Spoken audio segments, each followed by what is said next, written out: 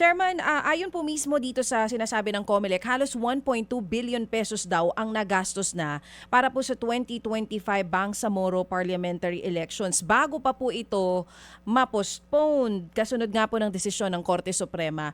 Chairman, magagamit pa po ba ito sa paparating na eleksyon bago po yung March 2026?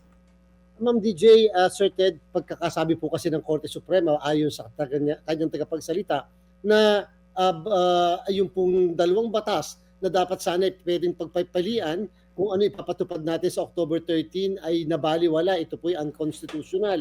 Nangangahulugan, kakailanganin ng bagong batas upang yan ang ipapatupad sa susunod na halalan, yung na-reset. At dahil po dyan, lumalabas kahit yung balota na ating pong pinaghandaan, yan po lahat ay mababaliwala dahil kinakailangan mag-reprint tayo ng bagong balota base sa mga bagong kandidato na magpa-file ng kanilang candidacy doon sa mga distrito na magkakaroon po ng districting doon sa gagawin po ng Bangsamoro. At the same time, yung pong ating mga narentahan, syempre ang renta po niyan, lalo na yung mga makina at yung mga transmission, yung mga Starlink ay pang October 13. And therefore, iba po yung patungkol sa isang reset na halalan.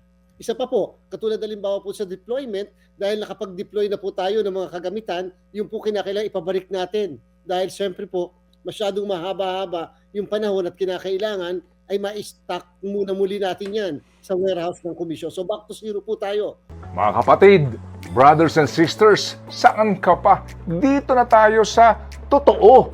Dito na tayo sa True FM. Mga kapatid, mag-subscribe and follow po kayo sa social media accounts ng True Network PH. Yan po kami, hanapin nyo lang True Network PH, Facebook, Instagram, YouTube, TikTok, and podcast.